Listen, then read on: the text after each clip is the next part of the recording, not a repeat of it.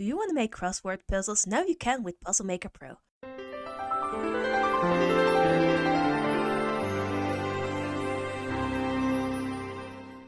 Let's look at the options you have available to create easy Criss Cross crossword puzzles.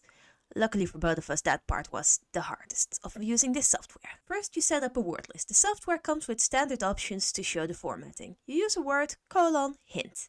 Easy, right? Now let's grab a word list that we've made ourselves and we're ready to go. I've prepared a very simple word list called weather.txt. Let's have a quick preview and it works. Okay, prepared's a bit much. We've used this list before for word search puzzles, which means we could have a minor problem on our hands, namely there's no hints. That's a problem for later.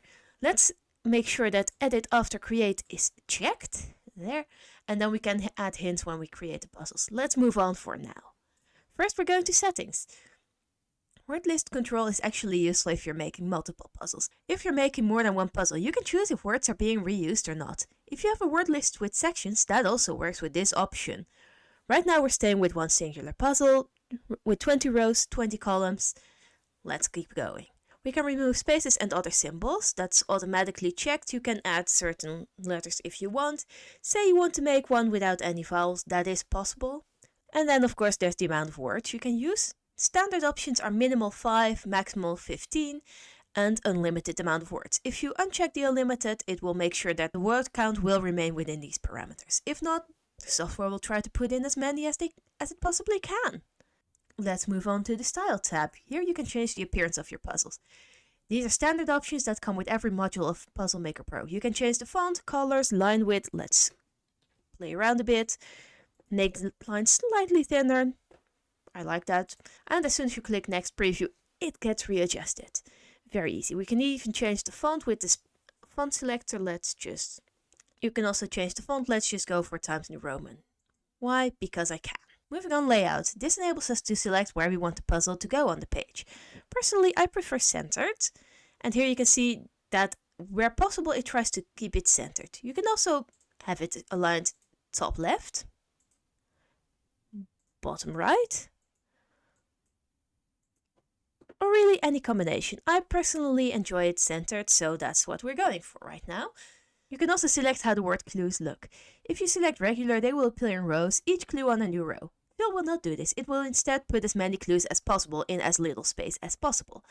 If you're publishing for a newspaper, this is the style that they use. If you're publishing for a puzzle book, then regular is more often used. The choice is yours. You can also select your clue headings. If you're making a book in a different language, you can change that. Or let's just change it to horizontal and vertical. Finally, last step, the dictionary. For this you need to also own the dictionary add-on. If you have that, you can use the huge dictionary with hints that we have on our server. This saves you from having to create your own clues. On the other hand, the strength of the crossword puzzle is in the clues. So if you can make up your own, do so. You can also create your own custom dictionary. If you're fond of reusing words, then you can save your clues and call on them again in the future. This saves you time the more crosswords you make. And remember how I said early on that we'll worry about the hints later? This is why. The built-in dictionary selected, we have edit after create turned on. Let's go. Alright, we've pressed create and now you can see that the software has automatically figured out clues. With our dictionary you can select several kinds of clues. Here's an entire list. Let's go for north of Boston apparently. We save the changes and we move on. Storm, a perfect storm. And just like that you can add any of these hints. And then we can easily save it. Then we select save and automatically our puzzle will be generated. Just like that we have created ourselves a simple crossword puzzle. Please like and subscribe to see more videos.